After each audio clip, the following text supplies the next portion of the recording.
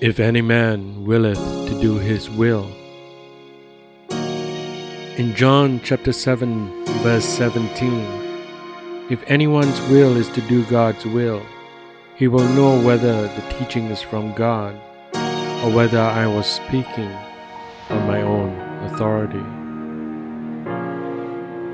Our Lord is not so much laying down the principle that obedience is the gateway to knowledge, as specifically stating that the only way to know whether or not His teaching is of God is conditioned by obedience.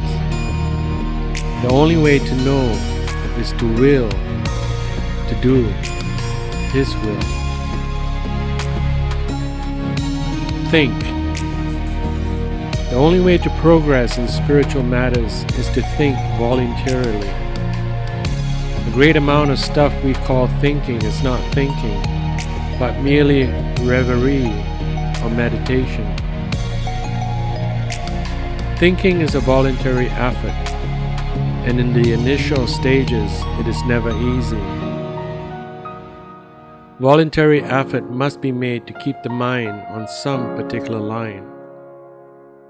The teaching of some of the higher Christian life movements is apt to put thinking out of it altogether. According to that teaching, we have to be semi-swooning invalids in the power of God, letting the Spirit of God to take us as much as driftwood, and all our impulses and dreams are taken to be the will of God.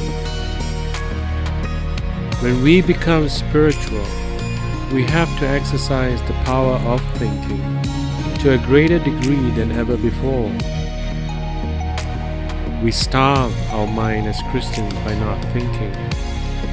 If we are going to succeed in the natural world, we must think voluntarily about things. And it is the same in the spiritual world. In order to think, we must stop dust gathering and check our impulses and set the mind on a straight line.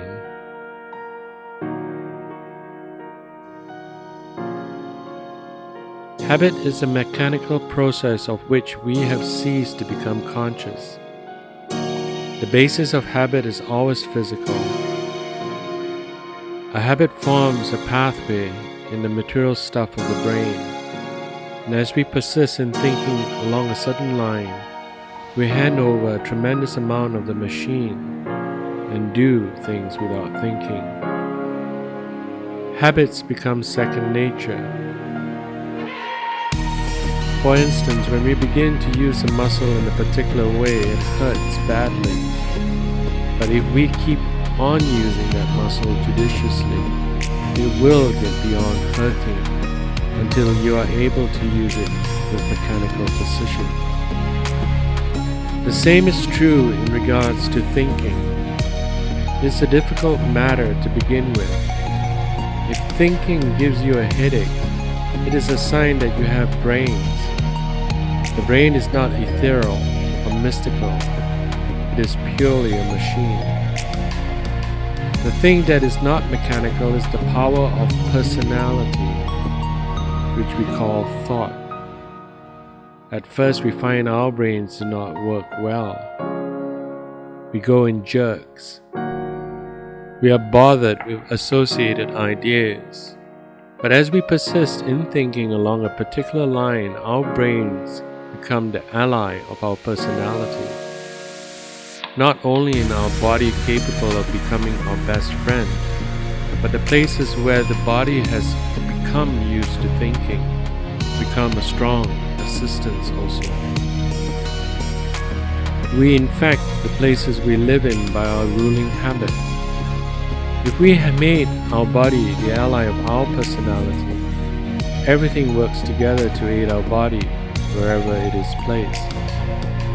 People complain about their circumstances because they have not begun to make their body an ally to their spiritual journey.